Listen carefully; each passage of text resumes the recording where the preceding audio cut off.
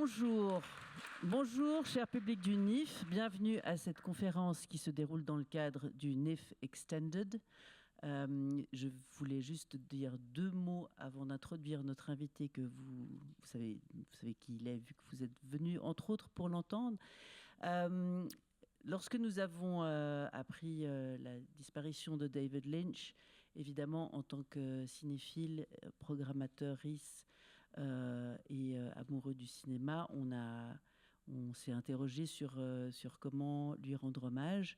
Et ça paraissait voilà, quand même quelque chose de... tellement son travail a été important pour nous toutes et tous. C'était compliqué de trouver sous quelle forme, etc. On s'est dit, il y a plein d'autres gens qui vont le faire et tout ça. Et puis, c'est également posé évidemment la question de est-ce que David Lynch est un réalisateur qui peut s'inscrire dans le cinéma de genre. Et à ce moment-là, nous étions à Cannes et nous avons découvert le documentaire qui était consacré à Lynch, qui est passé à cette occasion, qui portait le titre David Lynch,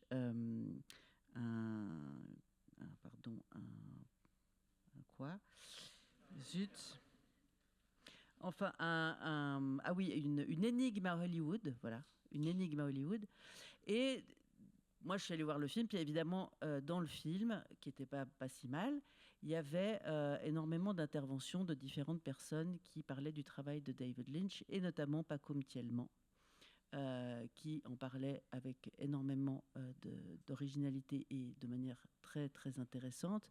Et à la fin de cette séance, le fils de David Lynch, qui était présent, a dit que pour David Lynch, les écrits et la manière de voir son travail qu'avait Pacôme était celui qu'il préférait. Et oui. Oui.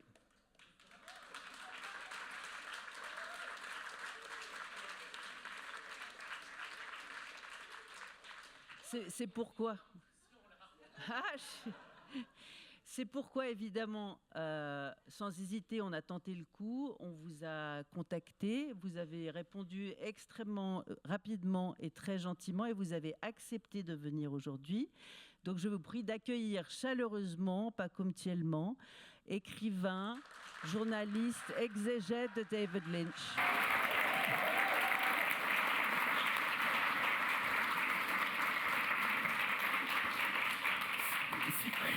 C'est fou cette histoire. Oui. Oh là là. Oh. Oui, Pardon, il y a des histoires de micro et je dois pas. Il faut probablement pas que je fasse de feedback, donc je dois pas m'approcher du micro là-bas. N'est-ce pas? Waouh. Oui. Mais donc c'était ça c'était l'histoire. Donc je m'approche de vous. C'était ça l'histoire. Je vais vous laisser la parole, évidemment. Parlez dans mon micro.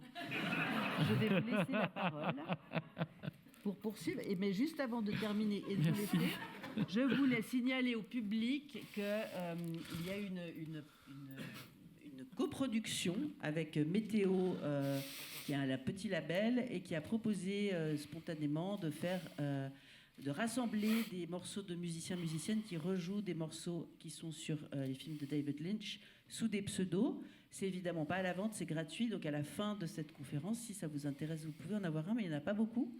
Et il y en avait 100, il y en a plus qu'une soixantaine entre mes mains. Donc voilà.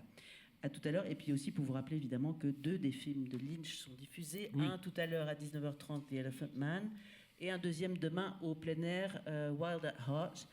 D'ailleurs, c'était pas forcément ceux que vous auriez choisis. Et ça, c'était intéressant. C'est pas moi qui le programme. Non. Mais ça aussi, c'était intéressant. Mais je vous laisse la parole et encore merci d'être présent. Merci, Katie. Merci.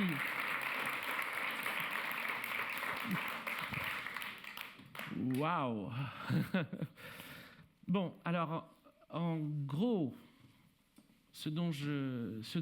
à partir de quoi je dois parler pour expliquer ma perspective. À mon sens,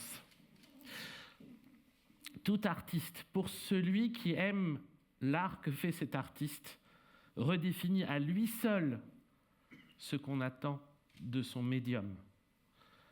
Et c'est ça qui fait que c'est compliqué d'inscrire vraiment un artiste dans un genre? C'était la question qu'on avait eue au téléphone, et c'est pour ça que quand on avait parlé de cette question-là, et où je disais, est-ce qu'on peut dire que Lynch est un cinéaste fantastique? Entre autres, mais il y a de tout. Il y a du policier, du mélodrame, de l'humour, du burlesque, du thriller érotique, de tout ce qu'on veut, quoi. Il y a du fantastique, évidemment. C'est un ensemble. Et c'est là où, je peux te tutoyer, tu as trouvé la formule à genre, que j'avais trouvé très bien, que j'avais trouvé vraiment très bien. Mais dans le sens, en tout cas, où, tel que c'est redéfini par son propre prisme, quoi.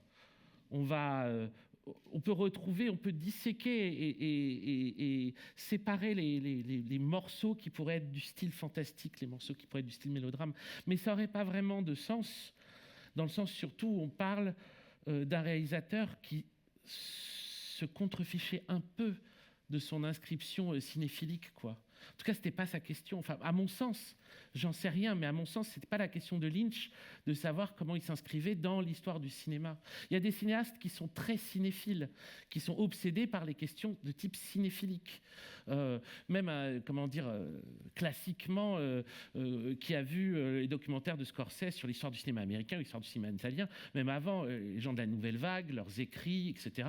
On peut dire que c'est des cinéphiles. On peut dire que Rivette, pour citer un autre cinéaste que j'adore, qui est mon deuxième cinéaste préféré après Lynch, quoi, c'était Lynch était mon vivant, Rivette était mais ils sont toujours vivants, on va dire d'une certaine façon. Bref, vous avez compris, mais Rivette était cinéphile, mais il pouvait voir, je sais pas quoi, 3, 4 films par semaine, 5, peut-être plus même, j'en sais rien, mais toute sa vie. Lynch, on serait bien normal de citer 20 films dont il est parlé. C'est que ça ne l'intéressait pas tant que ça de parler de ce qu'il faisait en termes cinéphiliques. C'est que ça se jouait à un autre endroit. Son rapport au cinéma, il devait se jouer à un autre endroit. Il en a cité quelques-uns. Hein. Il a parlé de Kubrick, il a parlé de Fellini, il a parlé de Jacques Tati, il a parlé d'Hitchcock. Mais quoi, il disait toujours les mêmes. Il dit un peu toujours les mêmes films. Et sur 20 ans ou 30 ans d'interview, on retrouve toujours à peu près les mêmes choses. Lynch a pratiqué l'interview pas comme, on va dire, son médium.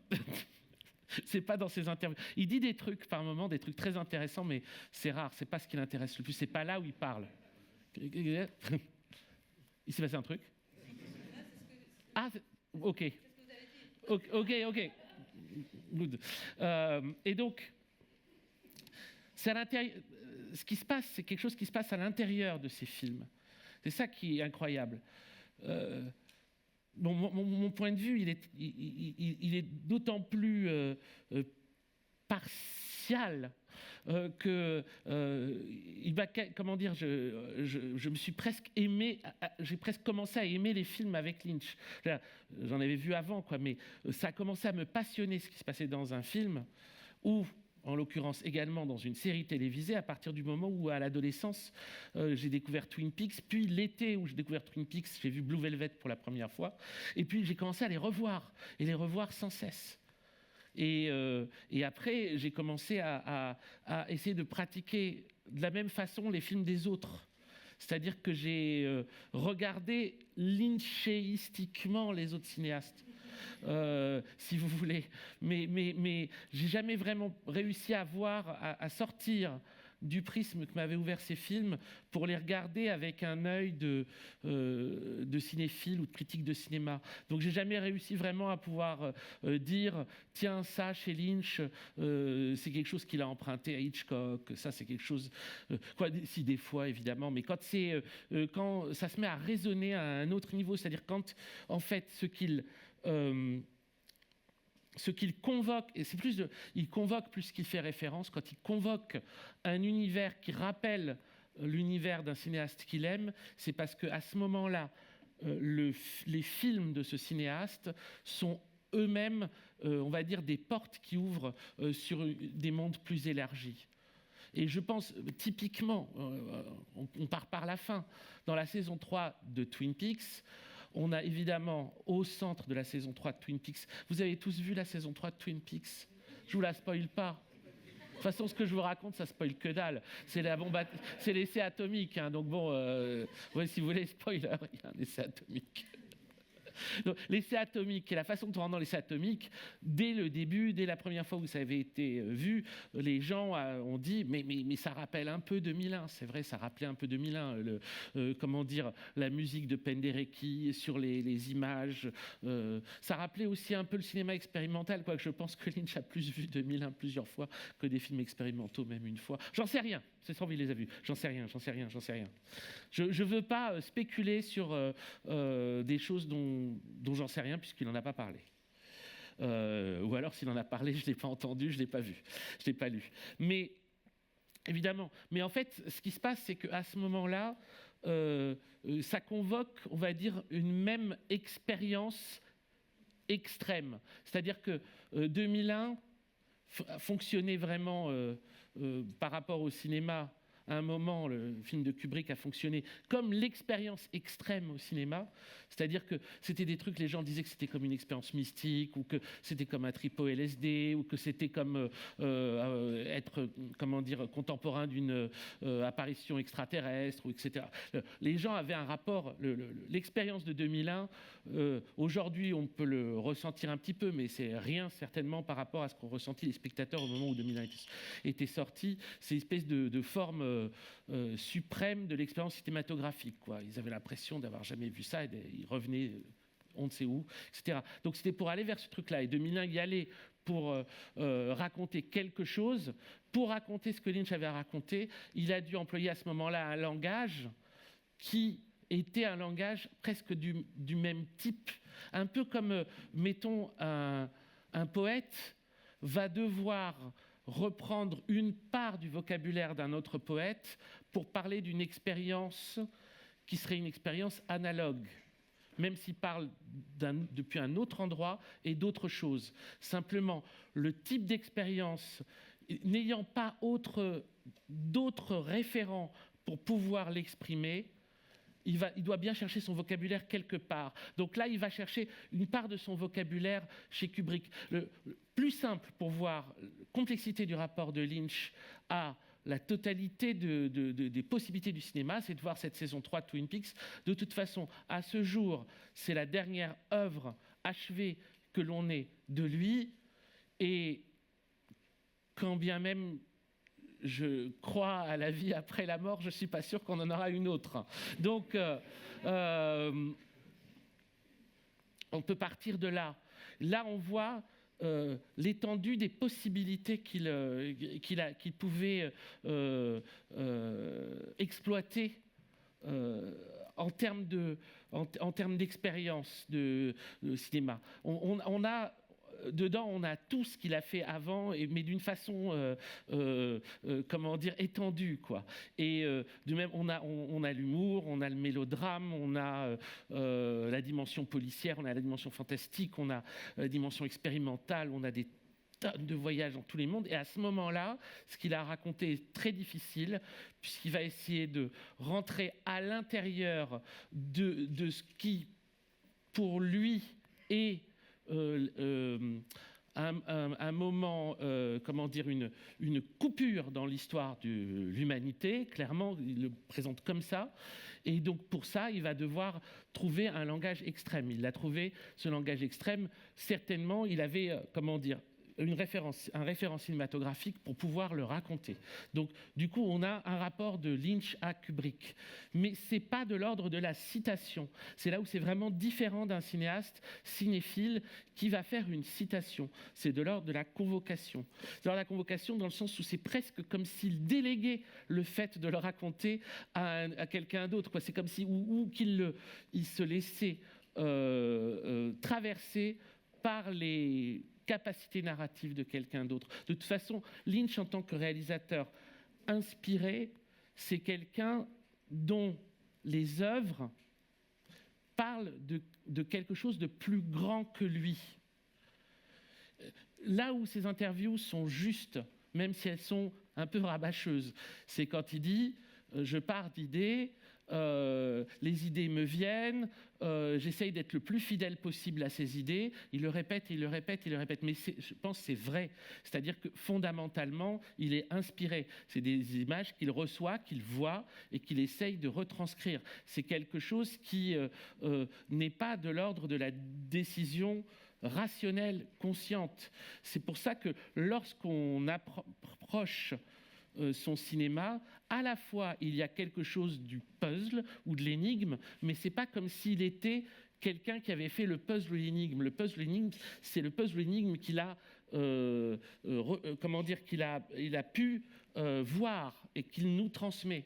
Il est le transmetteur de cette énigme, qui est une énigme qui se tient à la racine même de l'expérience humaine, de l'expérience vécue. C'est-à-dire que quand on est face au cinéma de Lynch, il y a quelque chose qui est de l'ordre de l'expérience vécue. Ce n'est pas une expérience purement de spectateur. Et ça ne doit pas l'être, je crois. Enfin, je le crois. C'est-à-dire que je pense que le sens qu'ont eu ces séquences d'ouverture dans certains de ces films ou séries, comme par exemple l'ouverture de Twin Peaks Walk With Me ou l'ouverture de Inland Empire, qui sont clairement des adresses énigmatiques données à quelqu'un, Gordon Cole à ses agents du FBI ou la gitane à Nikki Grace au début d'Inland Empire, il y a quelque chose de l'ordre d'une... c'est quelqu'un qui vous donne une mission. Il y a quelque chose à aller chercher, quelque chose à aller comprendre. Et à partir de deuxième partie de sa cinématographie, c'est-à-dire à partir de Twin Peaks, en gros, à partir du moment où Cooper entre dans la Black Lodge, le cinéma de Lynch devient complètement différent. Et le Steinway, Mulholland Drive en particulier, et Inland Empire vont en plus aller convoquer l'histoire américaine. Et la saison 3, évidemment, d'une façon encore plus nette. C'est-à-dire et là où on peut dire qu'il y a quelque chose de vraiment très spécial dans la façon dont les films de Lynch résonnent avec l'histoire ou avec la réalité. C'est-à-dire que c'est des œuvres d'imagination, mais qui trouvent d'incroyables échos, et souvent des échos de type prémonitoire, avec la réalité. Lost Highway, on sait que dans Lost Highway, Lynch, ça c'est des choses qui sont dans ses interviews, voulait que le personnage de Patricia Arquette ressemble à Elizabeth Short, la jeune femme qui va être retrouvée assassinée, qu'on va appeler le Dahlia noir.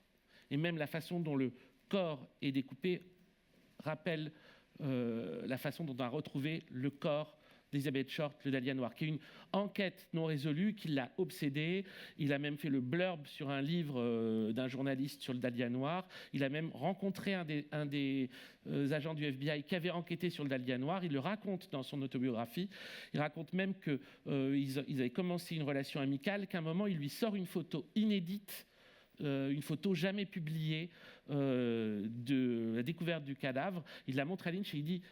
Lynch le découvre comme ça, il dit « tu ne remarques rien ». Et Lynch cherche, et il ne voit pas.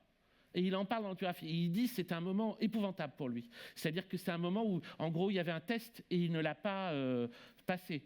Vous avez levé la main, c'est ça? Oui? Vous voulez dire quelque chose par rapport à ça? Ok. Non, mais peut-être que vous savez quelque chose que je ne sais pas par rapport à ça. Donc, en fait, à ce moment-là, bon, on comprend qu'il y a une dimension de l'enquêteur, mais qui va se passer complètement différemment que, mettons, un enquêteur, un détective, un journaliste, etc. Mais il y a ce potentiel en ligne, c'est pour ça qu'il y a Jeffrey Beaumont, c'est pour ça qu'il y a Dale Cooper, etc. Il y a quelque chose de la figure de l'enquêteur, il y a quelque chose de la psyché de l'enquêteur. Et quand il fait Lost Highway, assez curieusement, il va convoquer des éléments qui sont des éléments dérangeants de son imaginaire, très dérangeants de son imaginaire, obsession pour les true crime, etc. Mais, en fait, en les convoquant, s'y raccrochent des choses totalement inattendues. Et typiquement, cette histoire du Dahlia noir, le fait que dans Lost Highway, le tueur soit le personnage principal qui est un musicien, un artiste, quoi. C'est un artiste qui fait un féminicide, va rencontrer, par exemple, une hypothèse ultérieure sur le Dahlia noir. C'est-à-dire que quelques années après Lost Highway, il y a un autre enquêteur du LAPD qui va dénoncer son père. C'est un mec qui s'appelle Steve Odell. Il va dénoncer George Odell, le docteur Odell, qui va devenir un des suspects de l'affaire du Dahlia noir. Ça ne veut pas dire que c'est lui le coupable, on n'en sait rien. C'est une enquête qui risque de durer encore plus longtemps que celle de l'affaire Gregory. Peut-être que le jour où on va arriver, ça va être la fin du monde et comment dire, une minute encore, Ange Exterminateur, on n'a pas encore résolu l'affaire du Dahlia noir, laisse-nous la résoudre et puis après fin du monde.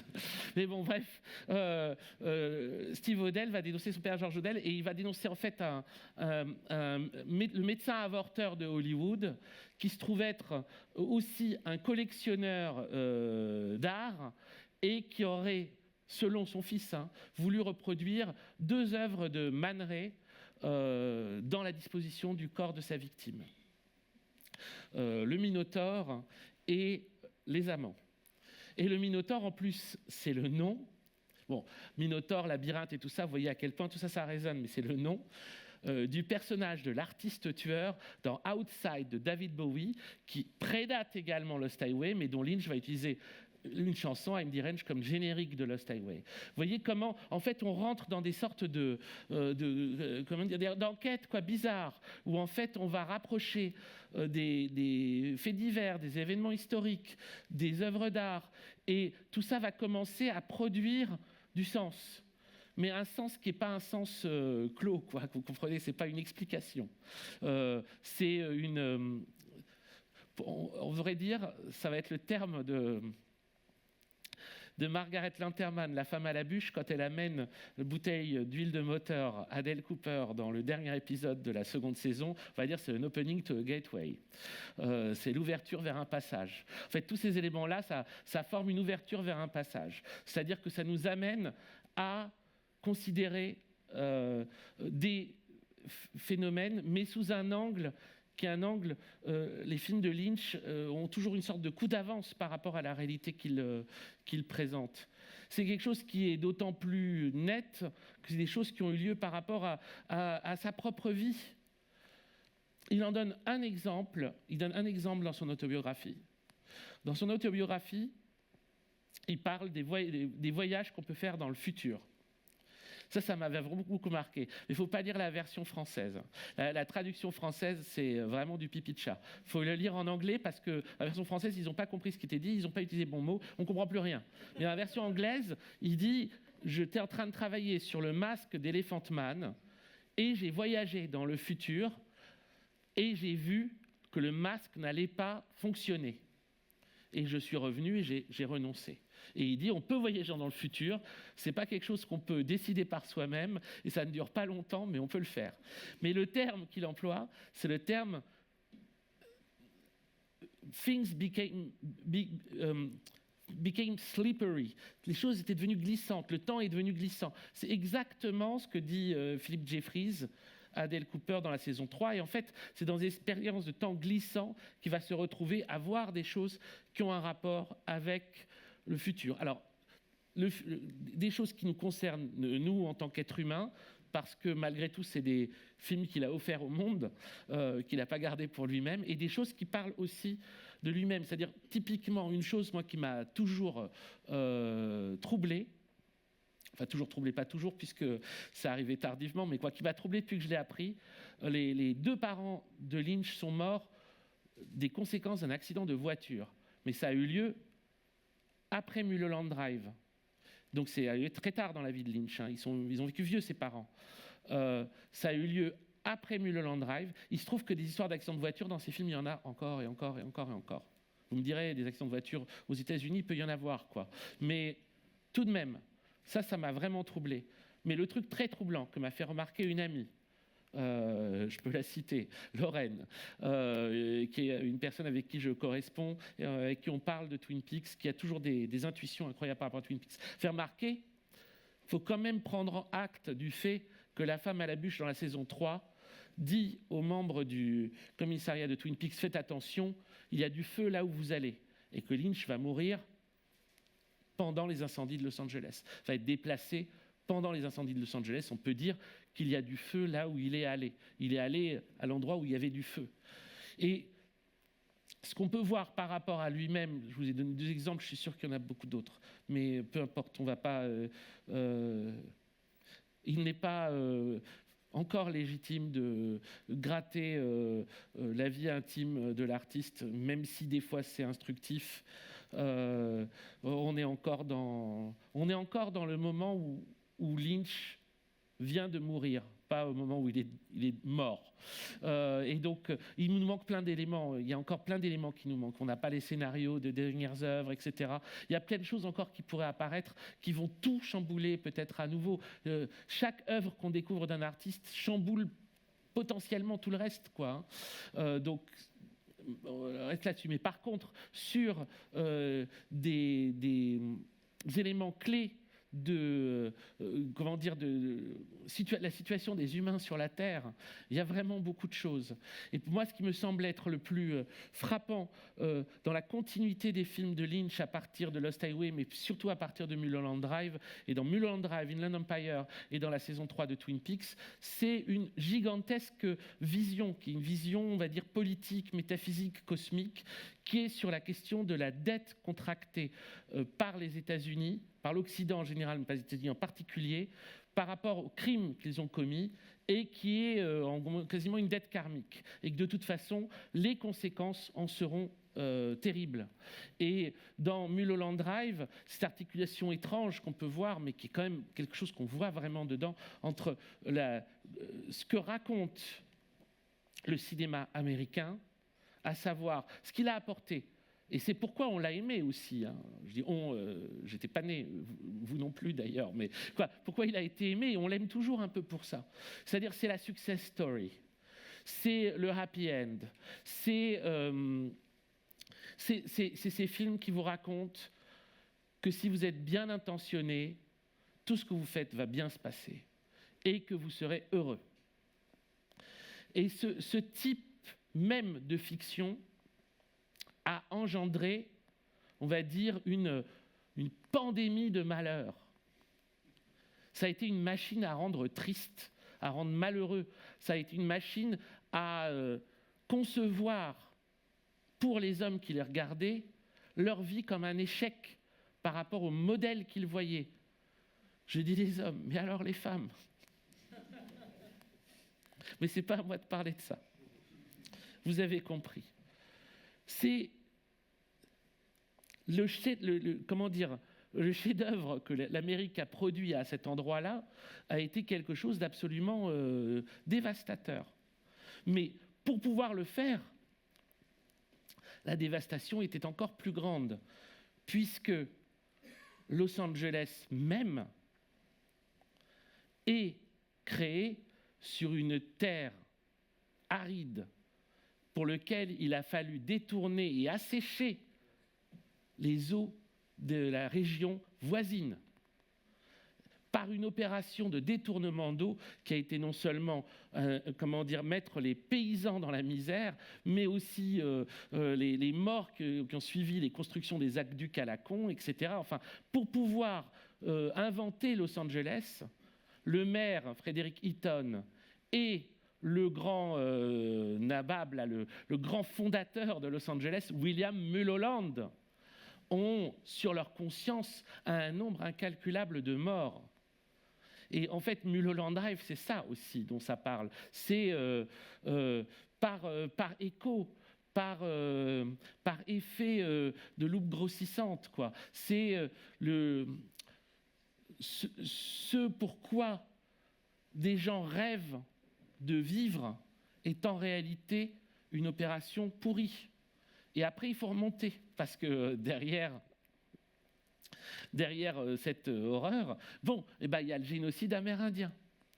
et le génocide amérindien, qui est le truc qui à la fois est tue et à la fois hante le cinéma et la fiction américaine, mais qui est un indépassable, quoi. Parce qu'aujourd'hui, pour autant, je veux dire, les descendants de ceux qui ont été génocidés à l'époque, ils sont encore parqués dans des réserves. Je veux dire, on leur a jamais rendu leur terre, on leur a jamais rendu justice. Donc le crime se perpétue, et tant que le crime se perpétue, tant que l'injustice se perpétue, les conséquences, on va dire, parce que Lynch, il y a une lecture mystique aussi là-dedans, les conséquences karmiques seront toujours là. Cette histoire de dette non payée, de facture non payée, elle est au début de Inland Empire. C'est vraiment quelque chose qui est inscrit au début d'Inland Empire. C'est la gitane qui parle de ça. Un jour, vous marcherez sur une facture impayée. Et c'est ça qu'on va retrouver dans la saison 3. Quand la femme à la bûche dit à Hawke, quelque chose manque et vous le retrouverez dans votre histoire. Et qu'on a à la fois les échos de ceci et les échos également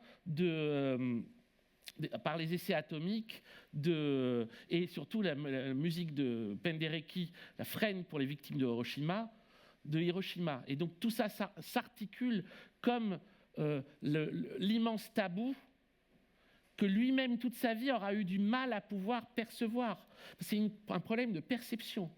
Tout ça, c'est un problème pour obtenir la juste perception des choses. C'est-à-dire, on vit tellement dans une réalité fabriquée à l'image de ce cinéma qui nous a construit qu'il est extrêmement difficile de voir au-delà. On peut le penser, mais on n'arrive pas à le percevoir. Et tant qu'on n'arrive pas à le percevoir, tant qu'on n'arrive pas à le vivre, on n'arrive pas à le dépasser non plus, on n'arrive pas à vivre selon ses conséquences. Et toute la question de la saison 3, c'est d'arriver à ouvrir la perception, à gagner en lucidité à travers des capacités de lecture, des capacités qui sont d'une intuition qui dépasse la simple lecture objective et froide des choses, quoi. C'est-à-dire qu'il faut sans cesse faire des sauts interprétatifs. C'est le cas de l'ensemble, hein. Mais de toute façon, c'est annoncé à partir de l'ouverture de Fire With Me, quand Gordon Cole montre sa scénette à ses deux agents, et qu'après, ils doivent la découper dans la voiture, et ils disent, elle faisait ça, elle faisait ça, elle faisait ça. C'est donné sous une forme comique. Mais c'est pas parce que c'est donné sous une forme comique que c'est pas sérieux. Quand les choses sont données sous une forme comique, c'est que c'est sérieux. Très souvent, hein. Je dis ça, bon. C'est donné sous une forme comique. C'est une scène burlesque, c'est absurde. On se dit, mais qu'est-ce que c'est que ce monde des agents du FBI qui parlent en code avec une espèce de scénette. Mais cette scénette, elle ressemble à ces scènes. Elle ressemble même déjà tout simplement tout le monde quand les gens ont découvert le film. Moi j'ai vu le film à sa sortie. C'est le vieux qui dit toujours j'étais là, j'ai vu à ce moment-là. Non, c'est con, excusez-moi. Ouais, on peut le voir à n'importe quand. On s'en fout. Mais je me souviens de l'effet qu'on avait, des discussions que j'avais avec les autres, les amis qui découvraient ça. On voyait bien que cette femme qui fait la pantomime, Lille la danseuse en ouverture, avait créé des échos avec le Jumping Man qu'on avait plus tard dans la scène au-dessus du convenience store, qui est le personnage avec son nez pointu, son masque, en fait, le visage masque. C'est-à-dire qu'il y a le masque que porte l'enfant, mais il y a le visage entièrement, qui fait un avec le masque, avec ce nez pointu, et qui lui aussi contient des éléments des autres personnages. C'est-à-dire ils ont tous des sortes de bouts de costumes rouges. Bref. Que tout ça renvoyait à une forme de langage, comme une langue inconnue, quoi. Comme une langue inconnue qu'il fallait commencer à apprendre. Parce que cette langue inconnue, ce code qu'il fallait apprendre, c'était le seul langage par lequel il arrivait à faire passer des intuitions qui étaient en fait trop grandes, trop dures, trop difficiles à assumer pleinement, parce que ce qu'elle nous disait des conditions de notre prospérité était trop violent, beaucoup trop violent. C'est-à-dire qu'en gros, tout ce que les États-Unis se seront payés le luxe de vivre aura été sur des crimes tellement grands que la conséquence néfaste qu'ils en auraient dans un deuxième temps été inscrites à l'intérieur de l'acte lui-même. C'est-à-dire, les actes, c'est des choses qui se répètent tout le temps dans les films. Les actes ont des conséquences. Cette phrase-là, on la retrouve dans Inland Empire, etc. Vous voyez, tout ça, c'est inscrit dans la façon dont... Mais toutes ces choses qui sont dites à l'intérieur de ces films, toutes ces choses qu'on perçoit à l'intérieur de ces films, on les perçoit à travers un type de cinéma qui est unique. Et en fait, c'est une manière unique qu'il a eu d'utiliser le cinéma. C'est pour ça que, pour retourner sur le thème de à genre, il y a quelque chose qui serait presque de l'ordre comment dire, de l'ordre presque d'une interprétation qui ferait diversion si on allait chercher des formes ou des genres préexistants pour l'aborder. Ça ferait diversion parce que, au fond, c'est plutôt le contraire qu'il faudrait faire. C'est-à-dire qu'il faudrait... enfin, moi, c'est comme ça... Il faudrait... Il faut rien. Chacun fait ce qu'il veut. Mais disons que c'est plutôt comme ça que j'aime procéder. Ce que le cinéma de Lynch m'a appris à faire en tant que spectateur, j'aime bien le faire sur le cinéma d'autres réalisateurs que Lynch. Et on trouve des choses aussi. Parce que quand bien même tous ces réalisateurs, Lynch compris, répondent à énormément de contraintes, quand bien même on vit tous avec énormément de schèmes préétablis et préconçus, quand on est ému par quelque chose, c'est qu'on a eu l'impression que pour la première fois, on nous disait quelque chose qu'on ressentait indistinctement, mais qu'on n'arrivait pas à formuler. Et là, on le recevait. Et donc, si on est ému par une œuvre, toute banale soit-elle, toute archi-conditionnée par l'industrie, etc., soit-elle, c'est qu'il y a un moment où elle a touché quelque chose qui est une sorte de vérité commune. Cette vérité commune, si on y est sensible, c'est parce qu'on la reçoit à ce moment-là aussi clairement pour la première fois. C'est qu'elle produit une sorte de signal. C'est un peu bizarre. Ça fait un petit peu expérience sur des bêtes, mais bon, c'est pas ça. Mais vous comprenez, c'est autre chose. C'est c'est de la communication par signe. C'est de la communication, on va dire, c'est la télépathie propre à l'art et à son récepteur, quoi. On écoute un morceau de musique, il y a quelque chose qui nous parle dedans. Pourquoi est-ce que cette chose nous parle particulièrement? Pourquoi on va vouloir le réécouter encore et encore et encore et encore? On a entendu quelque chose qui, à ce moment-là, faisait écho à quelque chose qu'il y avait en nous ou quelque chose qu'on comprenait du monde, qu'on n'arrivait pas à décrire du monde, on n'arrivait pas à voir du monde, quelle que soit la qualité intrinsèque ou extrinsèque de l'œuvre en question. C'est secondaire. Ce qui est important, c'est si une œuvre d'art réussit à produire en vous des effets suffisants pour vous faire avancer, pour vous faire voir plus, pour vous faire vivre plus, pour vous ouvrir davantage au monde, pour vous faire trouver cette chose qui manque, pour vous faire avancer dans ce passage. C'est ça, en fait, c'est presque ça que son cinéma en tout cas a produit sur le spectateur que je suis. C'est ce type de rapport à l'art et au cinéma. Et qui fait que s'il n'y avait pas eu le cinéma de David Lynch, j'aurais jamais vu voir les autres films comme ça, mais lire les autres livres, écouter les autres morceaux et même vivre la vie comme ça. Le cinéma de David Lynch a transformé ma perception, mais a transformé ma perception, on va dire, même à transformer mes conditions d'approche des choses. Ça m'a amené à les voir vraiment autrement. Et ça, il y a vraiment, on peut dire, pour chacun d'entre nous, il peut y avoir une poignée d'artistes qui font ça, ou une poignée de gens qui font ça. il y a des personnes qui sont très gourmandes, donc quoi, les cinéphiles, eux, ils ont besoin de beaucoup de noms. Ou comme aussi, même il y a des gens qui sont des érudits, qui ont besoin d'énormément de choses. Pourquoi pas? C'est possible.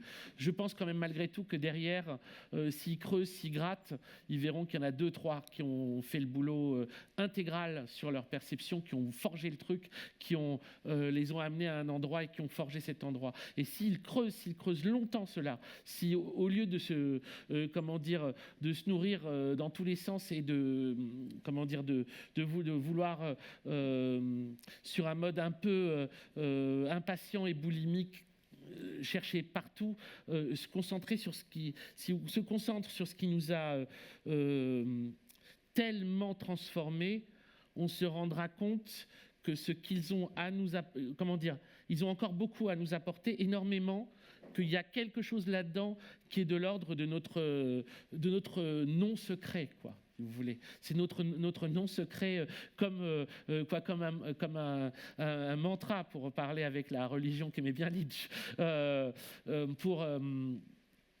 C'est de l'ordre de la transmission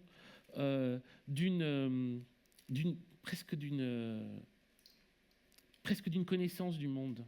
Et presque, en soi, c'est une expérience spirituelle. Moi, j'étais persuadé, quand j'ai découvert Twin Peaks, quand j'avais 15 ans, c'était vraiment, pour moi, une expérience spirituelle du même type que celle que des gens pouvaient avoir en lisant la Bible, quoi. Moins dangereuse pour mes voisins. Quoique... C'est quoi la dangerosité était seulement je leur cassais la tête. Mais vous voyez, c'était quelque chose comme ça. Et je me souviens que beaucoup de gens, quand est sortie la saison 3, ont comparé la saison 3 à Sgt Pepper des Beatles. Je comprenais bien l'idée, mais pour moi, c'était pas, ça se jouait pas à cet endroit-là, même si j'adore Sgt Pepper. La saison 3 de Twin Peaks, elle annonçait pas le Summer of Love, quoi. Pas du tout. Donc c'est pour ça qu'à ce moment-là, quand les gens ont commencé à dire c'est une sorte de Sgt Pepper, je disais non, c'est le What's Going On de Marvin Gaye. C'est plutôt le monde qui va suivre va être super dur là, et donc il va falloir être très fort pour le subir. C'est l'écologie, c'est la merde, la police partout, la justice nulle part, etc. Save the children. Et c'était ça, il y a un truc, la saison 3 a amené quelque chose de vraiment de la prise de conscience de la gravité politique du monde. C'était quelque chose de nouveau même par rapport à Lynch, quoi. Par rapport à ce qu'on croyait connaître de Lynch, en tout cas par rapport à ce qu'on pensait comprendre de Lynch, c'était quelque chose d'énorme, quoi, par rapport à ça. Et de très peu énigmatique à ce niveau-là. Alors c'était très clair, très littéralement là, quoi. Et ça m'avait aussi énormément marqué. Ça m'avait vraiment marqué de voir le docteur Jacobi transformé en youtubeur. Je l'ai pris un peu comme modèle.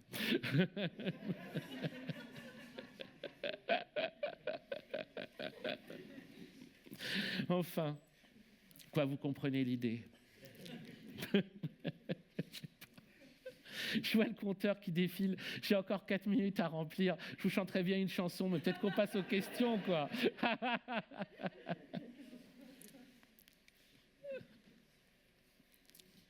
Oui, je vous en prie, des questions. J'ai fait un peu trop court.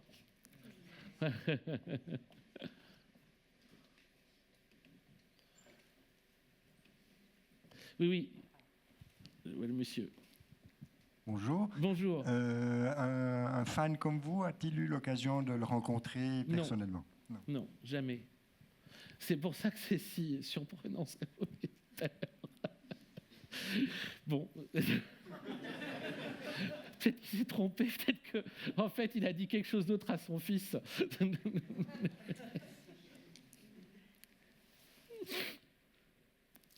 Non, j'ai jamais... Oui. Bonjour. Tout d'abord, merci beaucoup. C'était vraiment extrêmement enrichissant et extrêmement intéressant. Merci. là, vous avez parlé du coup de David Lynch, réalisateur, mais je sais que du coup, il a aussi fait énormément de photographies et beaucoup de peinture. Il a même commencé par ça. Est-ce que vous auriez quelques mots en fait à dire sur cet aspect-là de son travail, s'il vous plaît? Merci. Alors, oui, on va essayer. Je ne suis pas un expert, mais Lynch a commencé en voulant faire de la peinture. C'est le premier truc. En fait, moi je crois, mais ça c'est... Je me trompe peut-être, que ce qui lui a plu énormément, c'était l'idée de la vie d'artiste. The art life. Il le dit dans le documentaire. On est tranquille chez soi, on a du café, des clopes, et on peint. Et puis, that's it. Il dit ça comme ça, that's it. Et je crois que c'était ce truc-là qui lui plaisait. Et au bout d'un moment, il a voulu voir ses peintures bouger. Donc il a pensé quelque chose comme une installation avec les Six Figures Getting Sick. Puis après, finalement, il a commencé à raconter des histoires. Moi, je pense qu'il a fait de la peinture toute sa vie. Il en a fait tout le temps, mais il a fait plein d'autres choses. Il a fait des meubles toute sa vie, il a fait de la musique, il a fait des bandes dessinées, il aimait beaucoup s'occuper, quoi. Mais je dis ça vraiment sans du tout de mépris pour toutes ces œuvres et de la photo en dehors du cinéma. Et s'il n'y avait pas ces films, je crois que je trouverais ces œuvres, ces peintures géniales. Mais le problème, c'est qu'il y a ces films. C'est-à-dire que pardon, monsieur Lynch, il n'y aura pas moyen de me vendre que les peintures sont meilleures que les films. Dans aucun monde. Donc, c'est comme quelqu'un à qui ça me fait penser, c'était à Captain Beefheart. D'ailleurs, avec beaucoup de joie, j'ai vu que dans les items que sa fille avait vendus, toutes ses affaires, il y avait 2 livres sur Captain Beefheart. Lynch n'avait pas énormément de livres. Donc en avoir 2 sur Captain Beefheart, ça veut dire que ça avait de la valeur pour lui. Et il apparaissait dans un documentaire sur Captain Beefheart, et j'ai dans mon idée, mais c'est dans mon idée, que le Electricity, qu'on entend dans Fire With Me, l'inspiration, elle vient de la chanson de Beefheart, Electricity, parce qu'il le dit un peu de la même façon, Beefheart. Electricity. Et Beefheart a fait des disques, mais il avait commencé comme peintre, il a terminé comme peintre. Et d'ailleurs, même, je trouve qu'il y a, il y a des... vous savez, il y avait un terme péjoratif qu'on avait utilisé au XVIIIe siècle pour décrire les gens qui ont écrit après Rousseau, dont faisait partie Récit de la Bretonne. Et ça, on disait les Rousseaux du ruisseau. Et on avait mis Marat dans les Rousseaux du ruisseau. Il y a un côté... Si on enlève le côté péjoratif, Van Gogh de fortune, dans Lynch ou dans Beefheart, ils ont tous les deux été marqués aussi par Van Gogh, par l'idée de, l'impulsion créatrice de Van Gogh. C'est pas Van Gogh, ni l'un ni l'autre quand ils font de la peinture. Van Gogh, bon, c'est l'absolu, quoi. Mais quand ils font de la musique ou quand ils font du cinéma, ils se situent à ce niveau d'absolu. Donc il y a quelque chose dans le rapport de Lynch à l'art. Il aimait beaucoup Cocteau aussi, il aimait certainement beaucoup tout ce qui est de l'ordre de l'artiste un peu complet, qui va faire de la musique. Puis c'est une pratique. La pratique que Lynch aimait, c'était celle d'être tous les jours à l'atelier. C'est vraiment une pratique. C'est comme ça qu'il aimait vivre. C'est comme ça qu'il avait ses idées, c'est comme ça que ça lui venait. Il n'aimait pas s'asseoir et discuter de cinéma. Il aimait aller peindre. Et that's it, quoi. Donc je pense qu'il y a quelque chose comme ça. Maintenant, il y a peut-être beaucoup plus à voir dans les tableaux de Lynch que j'ai été capable de voir moi, parce que, ayant abordé Lynch avec ses fictions cinématographiques et se sent situé à ce niveau de puissance sensorielle que j'ai subie par rapport à ces... il n'y avait pas moyen, quoi. Je vois les photos, je vois les lithographies, tout ça. Je trouve ça passionnant, je trouve ça beau, mais je retourne au film. Voilà, c'est tout. Je suis désolé. Oui. Oui. Je me demandais quelle place vous donnez à... Oui.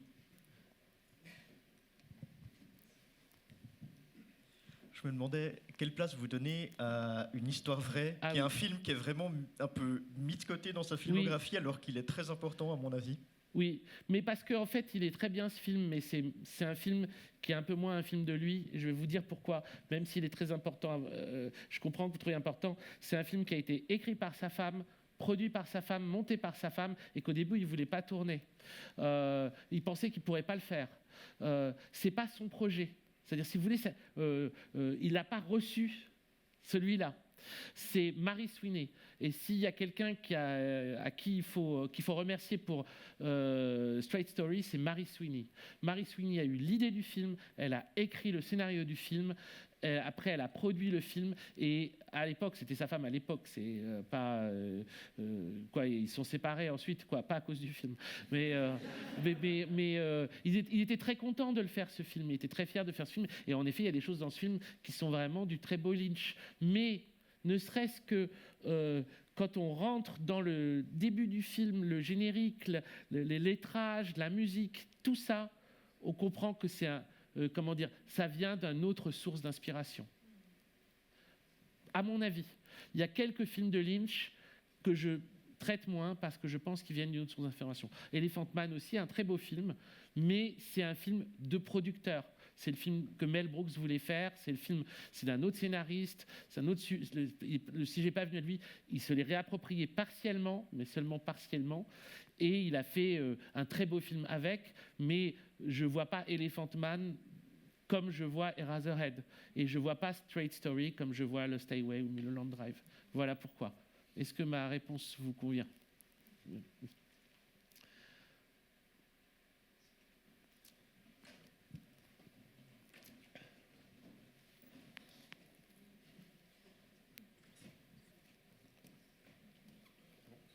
Bonjour.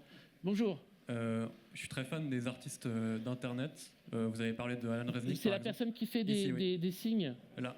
Oui, je vois rien du tout là, c'est trop. Ah bon bah.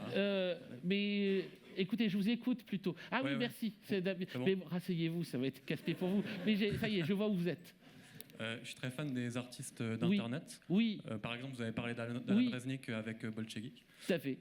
Et à chaque fois que ces artistes doivent citer un réalisateur du cinéma traditionnel, ils citent tout le temps David Lynch et pas un autre. Oui. Alors est-ce que vous pensez que David Lynch a inspiré l'art d'Internet qui se fait aujourd'hui, des ARG, des projets de fiction, etc. ou pas? C'est possible, hein. J'en sais rien, je suis pas sûr, mais ça me semble... Enfin, moi, j'ai pas d'autres référents dans le passé, ou très peu, quoi. On revient toujours un peu à ça, quoi. Spoiler, normalement, il y a une émission de Deep Web Fantasia qu'on a enregistrée en public avec Bolshevik, où il y avait aussi Alt 236 et Feldup. Et... Ah, je vois que dans la salle, on connaît tout ça. C'est cool. Super. Et à un moment, on parle de Shining, quoi. Alors qu'on parle des backrooms, on parle de Shining, on revient toujours un peu au même truc. On parle de Lynch ou on parle de Kubrick, mais on parlera rarement d'autre chose, quoi, pour parler de ça. On pourrait parler de Charlie Kaufman, mais Charlie Kaufman lui-même, il est nourri. Quand il parle d'un réalisateur, il parle de Lynch, quoi. C'est un autre réalisateur non cinéphile. Mais donc oui, c'est possible. Ce serait pas surprenant. Il y a quelque chose dans le... Évidemment, quand on pense à Alan Resnick et qu'on pense à Unedited Footage of the Bear, il y a quelque chose qui fait très Lost Highway, quoi. Rien à faire, quoi. Enfin, disons que c'est le seul référent qu'on puisse avoir. Le seul truc auquel ça peut faire écho, c'est un peu Lost Highway, un peu Mulholland Drive, un peu Inland Empire. Et that's it, quoi. Donc, c'est devenu mon gimmick. Ça va devenir un tic. Je le répétais tout le temps. Les gens vont en avoir marre. C'est bon, ça suffit maintenant. Non, mais c'est vrai. Donc c'est intéressant ce que vous dites. Sans doute que, en tout cas, moi je vois pas de réalisateur qui ait une influence aussi intéressante. Mais c'est aussi parce que moi c'est l'esthétique que j'aime, vers lequel c'est aller, quoi. C'est-à-dire que ce soit dans le cinéma fantastique japonais. Moi, j'avais l'impression, quand je découvrais les films de Kiyoshi Kurosawa, que, bon, il y avait eu Lost Highway et Twin Peaks, quoi. Et évidemment, il y avait d'autres choses, mais quand même, comment dire, la coupure que ça avait produit avait encouragé comment dire, le développement d'un type d'imaginaire et d'un type de liberté prise par rapport au temps, aux personnages. Un acteur qui peut faire deux personnages, un personnage qui peut être joué par deux acteurs et un temps démantibulé. Bon. C'était devenu les codes, quoi, parce que c'est vraiment la phrase de Buffy, quoi. Dans l'épisode de Buffy où elle est confrontée à ça, confrontée à des démons qui lui détraquent le temps, et donc elle voit une scène de plusieurs points de vue à la fois. Après, quand elle en discute avec son watcher et qui lui explique ce qui se passe, elle dit c'est pour ça que le temps est devenu tout David Lynch. C'est-à-dire qu'un temps tout David Lynch, c'est un espèce de temps désarticulé, détraqué, où on voit les scènes données dans le désordre, les morts reviennent, etc. Vous comprenez. Donc tout ça, à mon avis, oui, ça a dû jouer. C'est bien vu. Mais je ne l'aurais pas formulé de façon aussi claire que vous, mais je pense que vous êtes dans le vrai.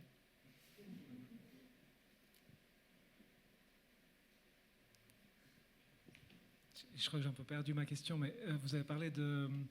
Merci beaucoup. Merci. Vraiment, c'est trop super. C'est gentil. Vous avez parlé d'Eraserhead comme quelque chose qui était proche de ce qu'il faisait. Et puis après, beaucoup des films que vous avez dit, c'est plutôt des films un peu plus tardifs, ou alors la série Twin Peaks, où il a peut-être plus le temps de se développer, etc. Est-ce que du coup, il a un peu une période hollywoodienne, entre guillemets, où il a vraiment, je sais pas, dû un peu asseoir sa place, ou comment... Je sais pas trop quelle est ma question, mais... Vous pensez que je sais mieux que vous quelle est votre question ? Ouais, mais je pense que vous savez plein de choses mieux que moi. Vous m'octroyez des pouvoirs que je n'ai pas. Non, mais attendez, je crois que je vois un peu où vous voulez en venir. Est-ce que Lynch a eu un moment où il s'est un peu perdu dans le cinéma sans trop retrouver sa voix ? Je crois qu'en fait, après Eraserhead, il voulait faire Ronnie Rocket. Donc il voulait faire un film qui était aussi radical que Eraserhead, mais beaucoup plus cher. Qu'il n'a jamais pu faire de sa vie. Il y a un moment où il a renoncé, c'est très triste d'ailleurs. Il y a un moment, je ne sais pas quand, mais un moment où il a su qu'il ne ferait pas Ronnie Rocket. Mais Ronnie Rocket, il a voulu le faire pendant très longtemps. Encore après Twin Peaks, il voulait faire Ronnie Rocket. Moi, je me souviens d'un interview après Twin Peaks sur Walk With Me où il dit « Je veux faire 2 autres films liés à l'univers de Twin Peaks, mais là, mon projet, là, maintenant, c'est de faire Ronnie Rocket. » Il voulait faire Ronnie Rocket, on a un scénario, je ne sais pas si c'est le dernier, c'est pas sûr. Il l'a réécrit sans cesse, ce scénario. Il voulait faire ça, et c'est un film incroyablement étrange, quoi, dans le scénario qu'on a, en tout cas, et passionnant, et vraiment, vraiment dingue. Et c'est plus ça qu'il voulait faire, à mon avis, que Elephant Man. Mais quoi, on lui propose Elephant Man, et il commence à voir qu'il peut... Il va faire du cinéma.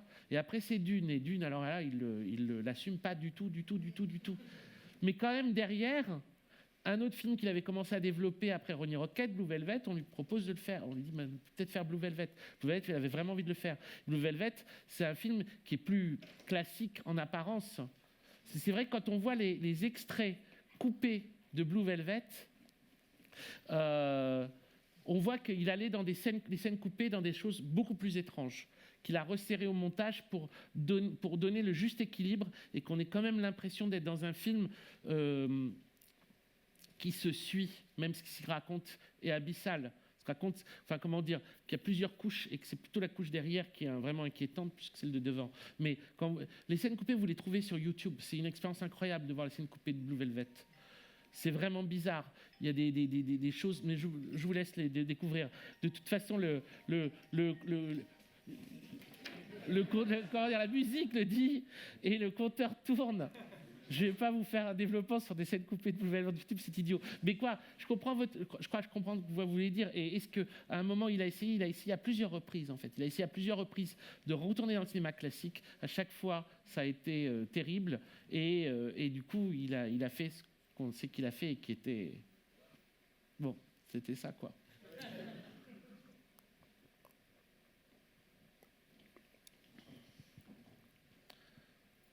Ça clignote maintenant.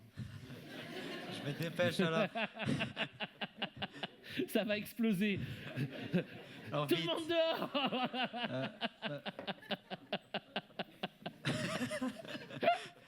Bravo et merci beaucoup. Merci. Je pense que moi, les œuvres et les artistes qui m'ont vraiment justement changé un peu ma vision C'est qui parle?